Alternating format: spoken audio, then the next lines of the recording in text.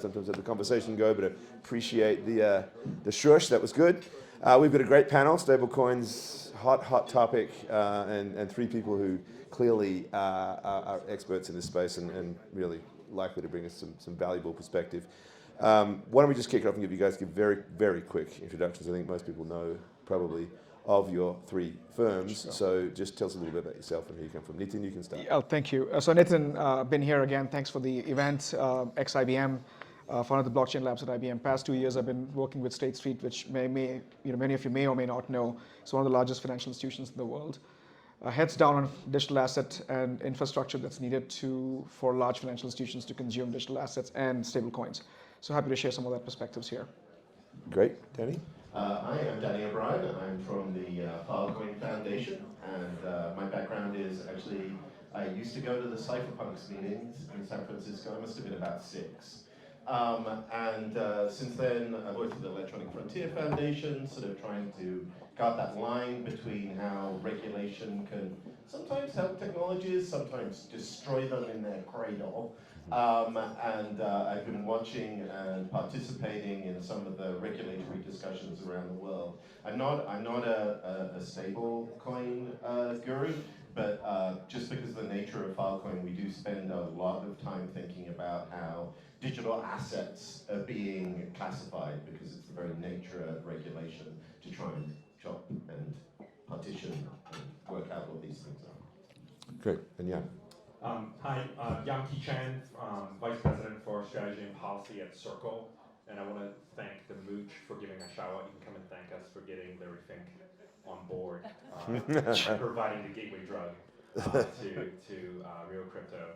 I work with our team on market entry strategies, as well as conversations with governments all around the world. I'm based in Singapore, and I kind of work in the intersection of, my background's on the intersection of finance, technology, and international policy. Prior to Circles with Google for some time, that's actually where I met Yats back in the day in Hong Kong. And then before that, at the White House and National Security Council and Treasury in the US. Okay, great. So, and I'm Michael Casey. I'm the Chief Content Officer at CoinDesk. Hopefully all of you are readers and know what that publication is.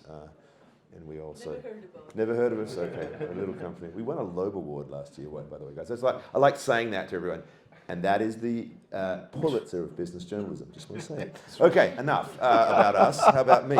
No, what I think is interesting here is that we've got really quite different perspectives, right? So there's a bank, there's a non-bank, and then, as you said, Danny, there's this perspective from the cypherpunk perspective, yeah. Exactly.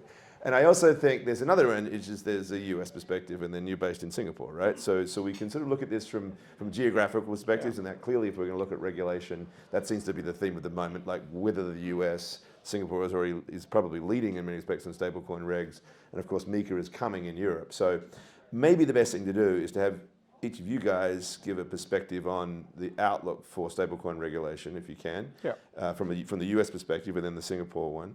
And then I want to throw to you, Danny, to sort of talk about some of the conceptual aspects of what this classification problem you're alluding to is all about. Yeah. So over to you, Nitin. Yeah, absolutely. So a part of my work is looking into technology design as to what we need to do to be able to deal with settlement systems and the duality of transaction that happens when you tokenize fiat, which is the ultimate sort of payment instruments that's used for settlement. So we have to coexist with existing financial systems. And part of that conversation is what happens when you speed up the movement of money, because tokenization does that in context of Treasury, not just the US Treasury in general, but also Treasury of financial institution. Second thing I think we look into is instrument itself, because stablecoin, depending on how you classify it and what instrument it represents, it could have balance sheet implications. Bunch of regulation in the US prohibits us from doing that now, which I think has been questioned. SAB 121 happens to be one of them, and there's a blanket statement that if you tokenize any asset, you have to keep an equal amount of that as on your balance sheets, without actually understanding that not all assets are the same, which means that if you're creating a stable coin based on some level of allocation of funds that happens to your balance sheet, it is actually an asset-backed sort of token. And there's always this comparison of stablecoin in the US context, or USD stablecoin, for example, with something what Luna and Terra did, which was completely not comparable at all. So there's a whole kind of FUD that has been, and so a part of my job is to be able to describe a few things. We look into what infrastructure that's needed, which can compete, but at the same time coexist with existing payment rails, which is a really, really important topic because the current financial market's $480 trillion. A lot of commodities and a lot of sort of settlement happens in USD in our ecosystem per se. Second, so that's the infrastructure piece. Second thing is instrument. Instrument meaning a stablecoin has different sort of definitions. How do we define those? So this education is really, really important. I've been doing this for 2 years now. Every month, you go to Treasury and SEC and help them explain still how these things are evolving and impact on existing financial system. I'll pause at that, Michael, and love to get your perspective as well. But just before you parade, like maybe just a quick projection, if you can, on when we will get some sort of regulatory framework. Because we've got the House bill that is there. That's the one that's got the most attention. Obviously, entering into a difficult year. I mean, what's the outlook? Yeah, there were totally about 43 at my last count. 43 overall digital asset bills in the House. The Stable Act or Stablecoin, which is so it's interesting. The last consensus at the event that CoinDesk sort of hosts. I think Senator Gillibrand did mention that we will get this passed that year. That never happened. I did meet them at the North American Blockchain Council in Fort Worth last month. And the expectation is, again, the elections are upon us. So second, third quarter is an expectation. Realistically, I would imagine that 2025 is much more realistic, only because we are dysfunctional in many ways as to how we pass bills and how we pass laws, I think, in terms of time. And then there's a little thing called an election underway. That's right. It comes in the way. Yeah. Well, I would say that we are at really an inflection point. This is an inflection year for stablecoins overall. The U.S. has passed at the House Financial Services Committee a bill. The main sponsor of that bill is retiring. So there's a question of what will happen, but there is a window to do it. But if you were to look at a spectrum of stablecoin regulation, the U.S. is furthest behind, and leading the pack, I would say, is actually Asia. And if you were to look at Singapore, Japan, Hong Kong, those are probably at the front of the pack. Singapore already has rules in place under the DPT framework, the Digital Payment Token Services, that allows stablecoin. They then upped it a little bit and did an upgrade with a single currency stablecoin framework, which I can talk a little bit about, that defines stablecoins more specifically and treatment of that. In Japan, they have a stablecoin regulation in place for domestic and foreign issue stablecoins. And then in Hong Kong, they issued the stablecoin framework 2 days after Christmas, which I think shocked some folks in terms of timing. But what people I think kind of missed about the Hong Kong release was actually the chief executive of the central bank published an insights note. And that is actually a policy statement of how they're thinking about the evolution of money in Hong Kong and the evolution of Hong Kong's currency system from pre-1930s all the way to today. And he actually drew a line. He drew a line from the way paper money was created, tokenizing silver, to stablecoins today. So I think it's Asia is where some of the forward-thinking movement is. And of course you have MiCA, which is... Sorry, but just be really, that's fascinating because, I mean, Hong Kong is the ultimate, currency peg story. So what were the main takeaways from those insights? Or the one, if you want, just to be quick. Well, I think the quick thing is that when you scan most of these regulations, there's actually, tying back to what Nitin said, not all stablecoins are created equal. And the regulators are actually finding consensus on what makes a good stablecoin, referencing that's pegging a currency, how reserves are done, attestations, redemption, all of that stuff. Those are actually all in agreement. What we need in that next phase is actually harmonization and regulatory interoperability. The same way that we have interoperability on-chain and between chains, we need it for regulation. Else, we end up in a spot where we recreate these siloed, wall gardens of stablecoins or digital asset financial systems because of the wall gardens in the regulatory space. And then you were going to just give a few words on MiCA. But before I do, you were about to say MiCA and I cut you off. I think MiCA is a work in progress. I think generally, and no offense to my European colleagues all around the room, Europe is, it's sort of slow, but then when it hits, it's like high impact. Right? GDPR took like a decade to write, but when it was written, it kind of set the international standard. MiCA took a really long time to write, and now we're in that phase 2, level 2 writing, that will come in June this year. And then there are various other things that has to happen. So I think RICA was a good framework, and it kind of sort of made the legal structure possible. But there's still a lot of work to be done, and we look forward to working with the various regulators, both at the national level and also at the supranational level, to make that happen. Great. Okay, Danny, it seems as if the very point you were talking about there, classifications, harmonization of language and so forth, is going to be really relevant here. Before I bring you in, I just want to point out this morning, I was actually at the Filecoin Sanctuary, and we held a roundtable discussion. Yeah, you were there, and we asked some questions about AI in particular, and open source technology, and the degree to which blockchain can be valuable in that problem, and then move that into a policy conversation. And one of the big takeaways was like, please don't regulate open source. Try to sort of fit. But yet there was also this concern about being able to identify the intermediaries. Who are the guys? So maybe put all that in context. It's the act of naming a thing, right? And I think one of the things that's really interesting with the stablecoin progression of regulation, in many ways, it's far more advanced than a lot of the other parts of cryptocurrency and cryptocurrency regulation. And I think that's one of the reasons for that is because so much of what we do is, we're constantly having to invent names for things, right? And sometimes we invent terrible names for things, but they succeed anyway. And the reason why they succeed in the public world is because suddenly it clarifies something and puts something into focus. NFT is a terrible name for an incredibly popular artifact, right? But it crystallized something that people can understand, right? And they don't understand, oh yeah, of course, that's non-fungible. They get it. And I think what we saw with stablecoins is the same thing in a potentially negative way if it wasn't for so many people working to stop the trade that was going down the line. I think I was probably at EFF, which is sort of defending the internet kind of organization, if you haven't heard of it. And I remember absolutely the moment where the dark eye of Sauron turned on cryptocurrency globally, and it was Facebook's Libra, right? Or what it was called. The moment that Libra was described, every politician went, wait, Facebook has a currency? And like it's going to be pegged to our currency? Tell me more about this stablecoin and how we can stop it. Right? Because it was recognizably a thing by a recognizable figure.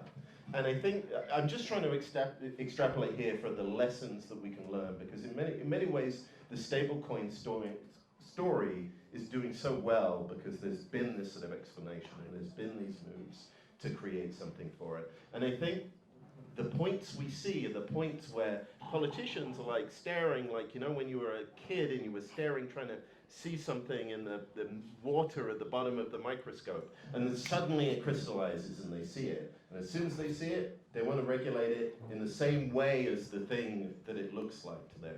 And it happened with stable coins, and I think it's going to happen with a lot of other digital assets. And you just have to anticipate that moment and catch it before it happens. So, it strikes me as well, because again, bank, a non-bank, there is that tension as well, certainly in the way that I've seen it emerge in the US, the discussion around regulation. Like, should stablecoins be purely the domain of a bank, and therefore do you need to have a bank charter to issue one? And not. So maybe just break that down a little bit, because I think it also gets to some of what Danny's talking about. It's like, regulators, certainly financial regulators or currency regulators, think through the banking system as their way of thinking through this, right? Yeah. So one thing which I think is a pertinent point, I begin to use the term digital fiat. It's a simpler term, people understand it's fiat, which has implications of the fact that if a token represents fiat, it has the same rules and regulation around how money moves today. So two things that I think the regulatory college of regulators or regulatory apparatus around the world are considered around the stablecoin is, one is around using payment as a payment system. So this is infrastructure that we need. And do we need to impose all the PFMI, which is the principles for money laundering and everything else? Second thing, which I think is money supply, which is a central bank issue to say, if we introduce stablecoin, are we able to then still have the notion of money supply that's in the system still governed by the central bank, only because these are issued by regulated financial institutions? So these are two are primary elements. One is the implication of yet another payment infrastructure, and now you have multiple payment infrastructure dealing with velocity of money, which is different in different payment systems. Second thing is, does this have an implication on I would say, money supply, which is a huge concern for all central banks around the world. Third thing is counterterrorism financing, which has become a really, really important issue, especially with India demonetization happening. So that's a massive India and China conversation that is now also a US conversation, thanks to our Congressman Warren, I guess, or Senator Warren, for example. So those are the few sort of landscape conversations we've had so far. But love to get your perspective as well. Circle's take on this. Well, first of all, I don't think we compete with banks. Banks are our partners. So let me talk about how that is, right? First and foremost, we are essentially tokenized cash, at least the way the Circle runs USDC. Yep. We take fiat, we issue a token. The fiat goes into either 10% in, roughly 10% in deposits at a bank, or the remaining in a BlackRock managed fund that is SEC registered that holds treasuries and reverse repos, right? And all of this is custody at Bank of New York Mellon. That's right. Right. So that's one way we work with them. The second way we work with banks is that because we are the digital dollar, at some point you have to come back to an analog dollar.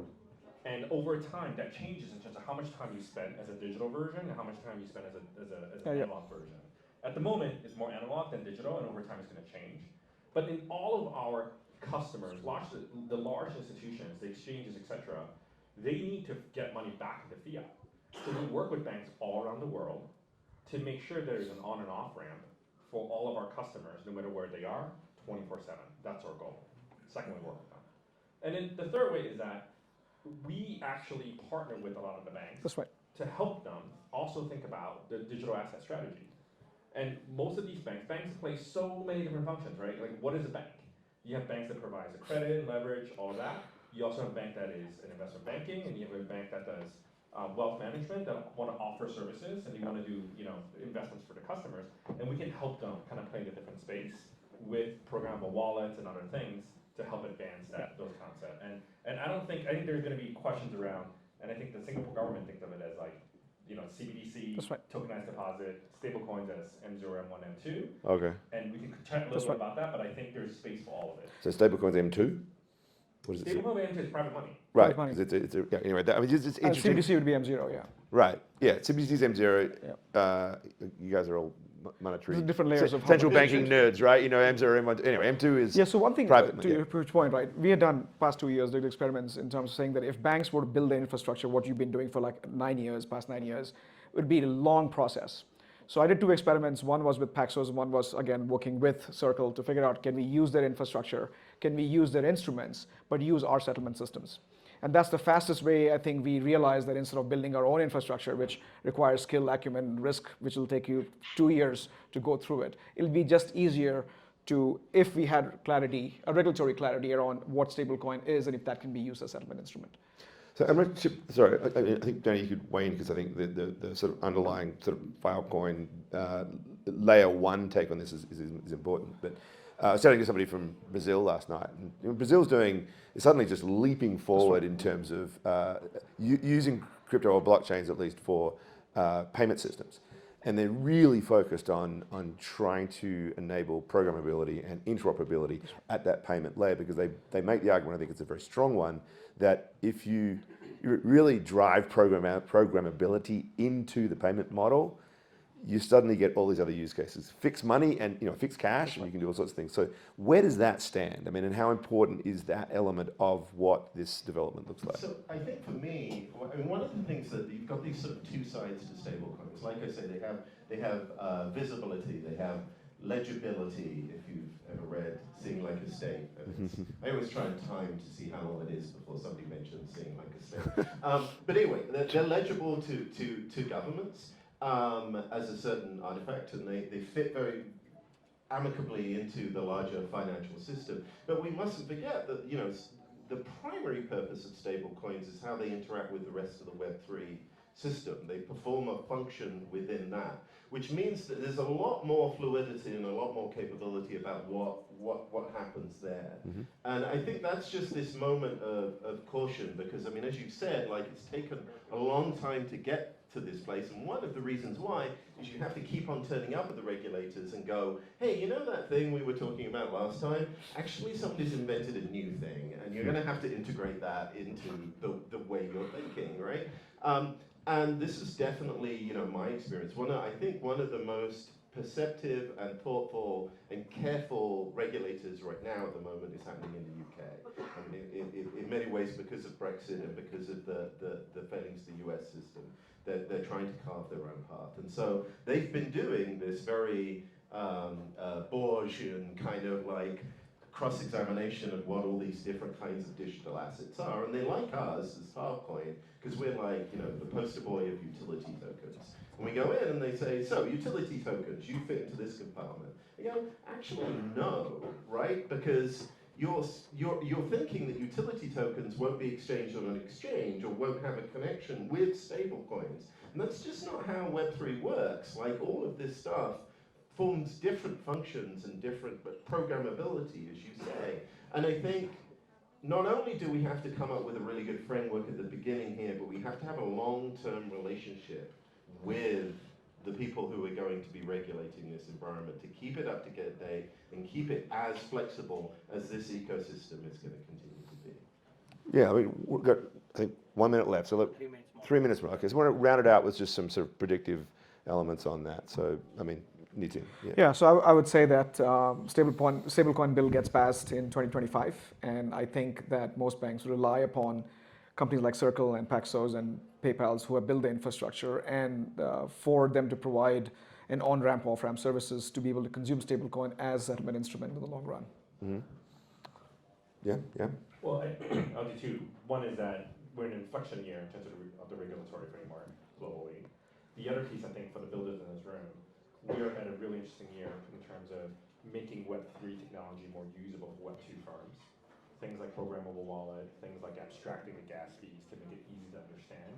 That is actually what's going to propel the uses of the blockchain for digital wallet companies, Web2 digital wallet, and e-commerce companies. And people won't think about that it's on the blockchain. And if we can get to that state, we win. Yeah, actually, that's an interesting pick up on that. Maybe what can the guys in this room do to help make this thing work better? At the policy workshop that you fantastically led earlier on, two of the keywords were stability and clarity. And it's the thing that our users want, and it's the thing that our communities want. And you know, it's in the name of stablecoins. But I think this is going to lead to something like that, to have this unit that is usable and stable and comprehensible for the end user. And I think the opportunity here for the rest of us in Web3 is to take advantage of that at the moment that it really comes in and say, look, there is a world of speculation and a world of excitement that you can take advantage of here. But if you really want to use these tools in a way that separates it from that excitement, you can, and you can do that in a trusted environment. All right. Well, on that, round of applause for this panel, please.